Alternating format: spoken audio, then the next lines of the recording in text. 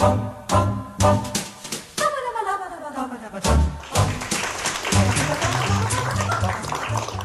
to Talk Time Olympia. I'm Pamela Burks, and today I'm here with John Ford. Our scheduled guest, Marlo Winters, was unable to be here today. Joining me now is Chaos FM host, John Ford. Hi, John. Hi, thanks for inviting me. How did you get into radio? Well, it's a funny story because it sort of happened by accident. Some of the best things in my life do happen by accident. I was in Niagara Falls managing a small video store, and the local paper was calling every week asking about what the new hit rentals were and this and that, and we just talk. One day they asked me to do a movie review for them because I said I had to leave early to go see Star Trek V. Worst Star Trek movie ever. And suddenly I was doing a regular column for them.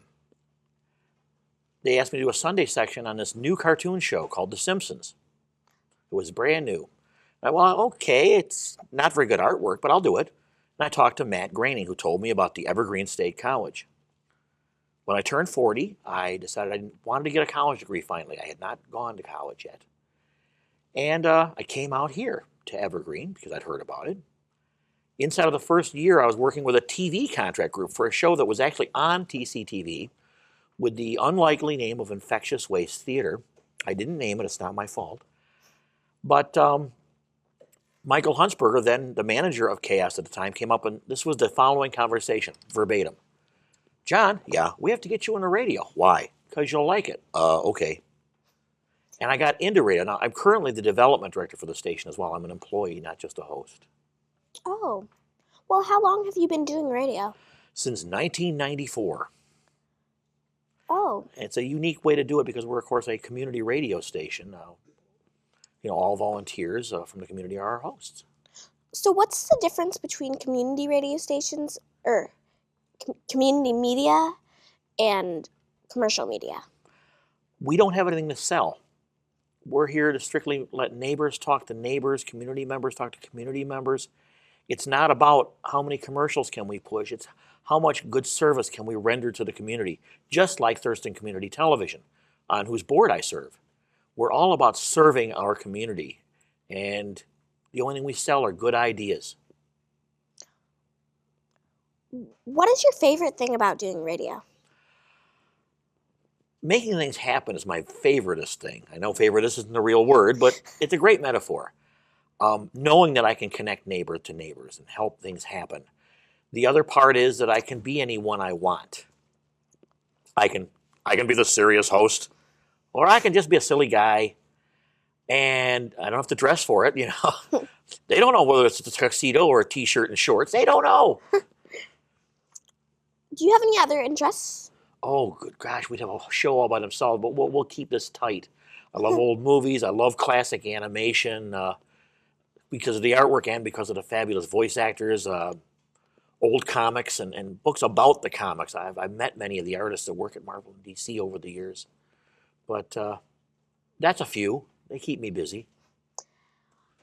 If you love animation so much, why didn't you go into voice animation and did go into radio? I didn't think I could, to be honest with you. I had to learn that I could tell myself it was okay to try stuff and take chances. Sometimes we get raised to keep the expectations low to protect us. Our families don't want us to get hurt. It all comes from love. And radio happened by accident. To be honest, when I found out that the late Daws Butler, one of the greatest voice actors of all time, Huckleberry Hound, Quick Draw McGraw, Yogi Bear, the first Captain Crunch, was teaching, I might have moved out west decades ago, but I didn't know.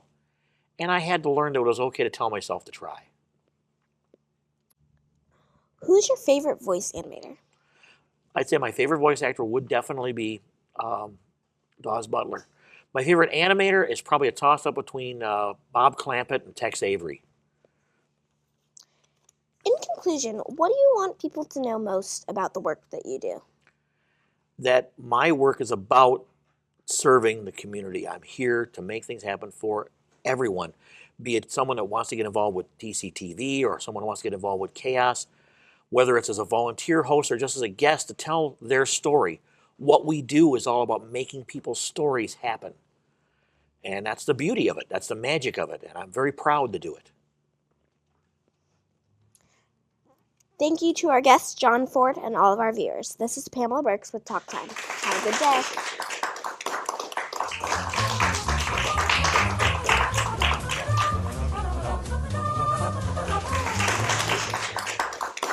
Hello, my name is Sophia Gruber, and this is Ruby Gruber. Today, our guest on Talk Time is John Pope from OSPI. First question, where did you grow up? I grew up in Germany for part of the time, and then here in Washington. Also, I've lived in Kansas, and my dad was in the military, so we traveled around to different places, and so different parts of my life I've been overseas, and then over here in the United States. Cool. What was your education like when you were little? When I was little, I didn't go to kindergarten. My education started at home. My parents always made us read and draw and do things before we started school. And so we started there, and then when we went to school overseas, we went to actually a military school, so it was American, but we also learned German at the same time, and their school system was set up to kind of acknowledge that the German school system worked a little differently. They go to school on Saturdays, and so the early years were, really a little different than when we came here, and we actually, when we came here to school, we were always a little ahead because they didn't have the same systems of grading and things of that, or when you got subject matter at what age. So it was a little challenging because you're always a little ahead of what the school system was here, because they expose you to learning how to write early, so you didn't do block letters and printing with big pencils. You actually learned how to write and things like that. So it was a little difficult because you had to keep from getting bored. Probably some of the things you do. Wow, that's interesting. Third question, who inspired you to work for OSPI? Well, actually, I had a lot of teachers early in my life that made education seem important to me. And as I tried different things when I was coming up and going through school, I was going to be a teacher. And so OSPI stands for the Office of Superintendent of Public Instruction, which is our state Department of Education, right? That takes care of looking out for all of the school districts in the state of Washington. And so I was really interested in trying to make sure that our school systems were better. And that was one of the things that made me go to OSPI, was because they oversee the school systems themselves, and that gives you a chance to work on education with a big stroke instead of just working right there in the classroom at the schools. Okay. When you were little, did you want to do what you do today, and why? When I was little? No, when I was little, I had a whole bunch of things I wanted to do. So it depends on how little you're talking about.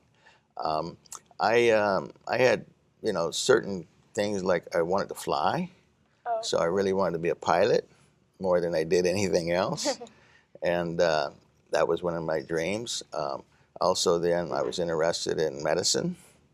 And so I used to do a lot of chemistry experiments and things like that, and so I had different interests. I wasn't really settled on what I really want to do versus what I had interest in.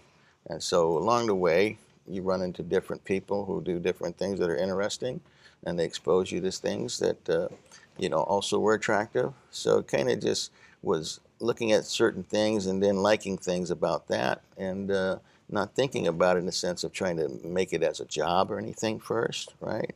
So that was more or less how I got my interests looked at. And I tried those kinds of things as well. When did you start helping kids with education? When? Yeah, when did you start helping kids? Probably when I was in high school. We did some tutoring and mentoring. And so that was my first time, right? Before then, before it was education, then I have a younger brother, and so he was my practice. When he was growing up, I taught him how to read and how to arithmetic and everything else before he started school. And so again, it was one of those things where we have a lot of education in our household all the time. Yes. And so by the time we get to school, we're ready. And that's challenging sometimes because maybe sometimes you get people too ready, and when they get to school, schools start here, and you're already there. So that was a challenge for him as well. But he was probably my first pupil. What keeps you motivated to continue this work? Keeps me motivated to do this work? Well, I like to see the success that people have. You know, this is the kind of work that where everybody has hope in terms of becoming what they would like to become. They explore and get things that are new to them, a better understanding of those kinds of things, and they get to try out different things, right? Get a better understanding. And so for people to know more about themselves and for things around them in the world is the kind of thing that makes me excited. And there's so many people that work, say, in education itself that really try to help other people.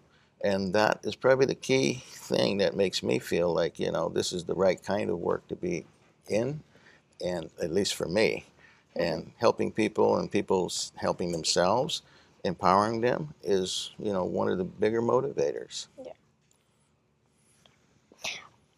If you could ask one question about us, what would it be? What motivates you? I think my teacher, but she's really good at like art and math, and it's just fun to work with her. And you like art and math, and your teacher motivates you. Yeah. I think everybody has a teacher that touched their lives. How about you? This is actually kind of like a hobby that it kind of motivates me to like do things. I actually really like dancing and soccer, so I kind of like active things. So that keeps me motivated to like get exercise and work, and it's also fun at the same time. Okay. One of the other things that motivates me versus also helps me cope with things is music. And so it acts in both, you know, motivator, and then it also helps me take on, you know, certain times when you have things that are stressing you out a little bit, like Sophia told me not to freak out earlier, then music is the kind of thing that helps me stay more mellow and calm about things, right? So. Well, thank you so much for joining us today. It was a great pleasure. Thank you for having me today.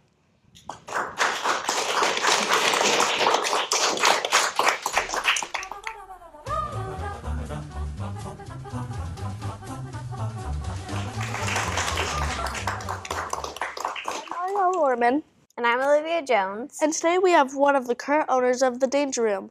Please welcome Casey Bruce. We have a couple questions for you. Why did you want to start a comic book store? Well, I had worked at Danger Room from the time I was a senior in college for about 3 years after that, from 2002 to 2005. And I liked working there. I've always loved comics. It was a fun job, and you know, I got to interact with a lot of people and meet lots of cool people, and it was interesting. So anyway, I had been living in Seattle actually after that, and one day got an email from Patrick, the former owner, saying, "We're thinking of selling the store, and you've always been on our list of people we'd consider selling to. So is that something you'd be interested in?" And right at that time, I had been ready to start a different job. I was getting tired of the job I was doing at the time.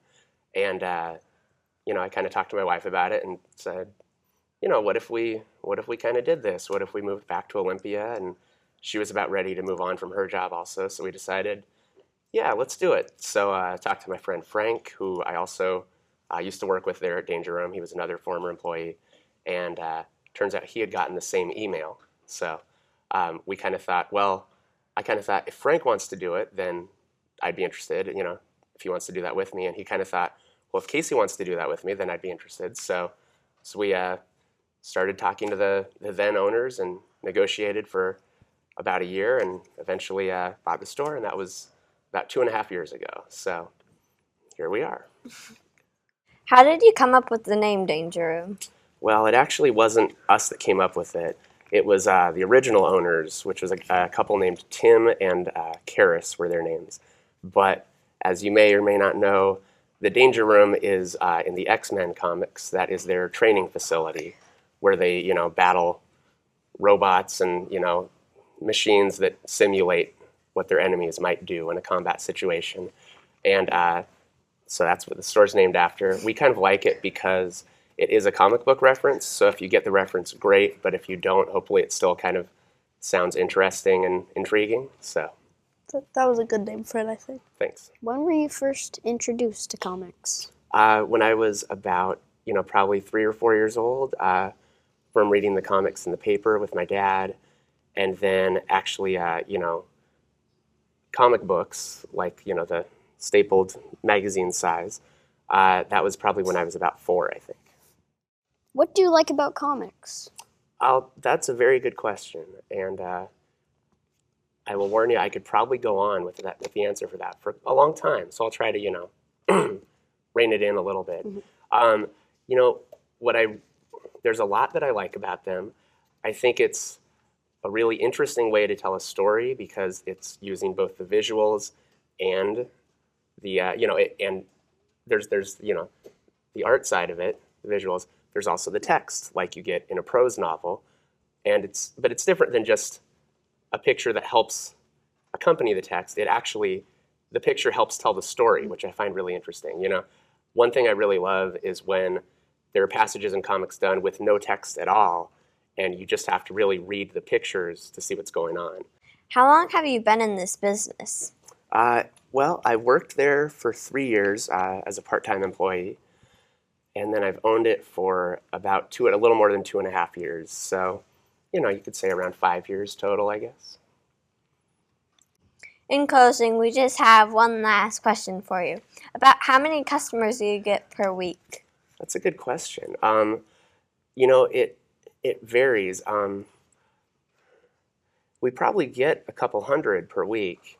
One thing we like about being right downtown is we get a lot of people coming in that haven't been in before, or maybe haven't even been into a comic book store before. So that can be kind of fun to show them that, all kinds of comics exist that they might not have known about otherwise. So do you get more people in the summer or less? We definitely do, yeah, because, as you People probably have know. more time. Exactly. People have more time and, kids are out of school and, people are walking around downtown a lot more when the weather's nice. So we definitely get, if you compare like July to like February, we probably get 2 or 3 times as many people in the store, so. Well, thank you for joining us today, Casey. Thank you.